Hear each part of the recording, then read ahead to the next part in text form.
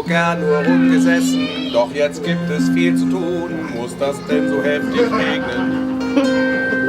Da draußen brauchen sie mich jetzt, die Situation, die braucht kein Mensch. Vielleicht hängt irgendwer das Vorzelt noch schnell ab. Ich weiß, das ist hier ernst, du kannst mich hier grad nicht entbehren, jetzt wird geranzt. Danach geht's dann zur Taverne, ich muss jetzt schnell mein Zelt retten. Danach helfe ich dann dir, muss tiefe Gräben durch den Schlamm schippen.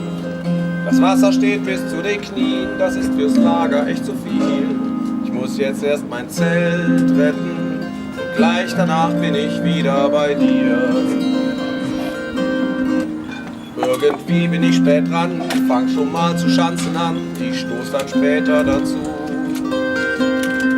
Du fragst, wo soll der Graben hin? Ich sag, zum See macht glaub ich Sinn, weiß denn hier überhaupt keiner, was er tut.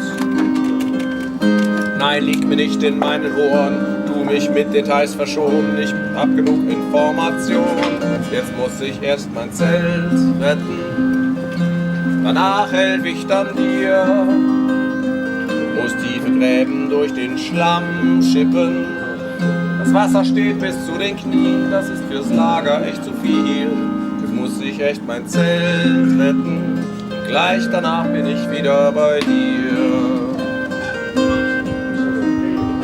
Mein Zelt schwimmt mir davon, wir warten schwer durch Schlammigpampe, die ganze Marktbevölkerung. Ich muss jetzt los, sonst gibt's die große Katastrophe. Merkst du nicht, dass wir in Not sind? Ich muss jetzt echt mein Zelt retten. Danach versprochen helfe ich dir. Muss Truhe, Schuhe, Felle, Helm und Gambeson retten. Wer weiß, wo ich die wieder find, wenn sie erst fortgeschwommen sind. Dann können mich alle mal am Arsch lecken. Ich geh zu Thorsten auf ein Bier oder auch 2, 3, eher 4. Und gleich danach bin ich wieder bei dir. Hallo? Na, Etienne, magst du was? Ne? Einfach nur so? Juhu! Das ist ja nicht immer so auf den Märkten. Nee, nur dieses Jahr.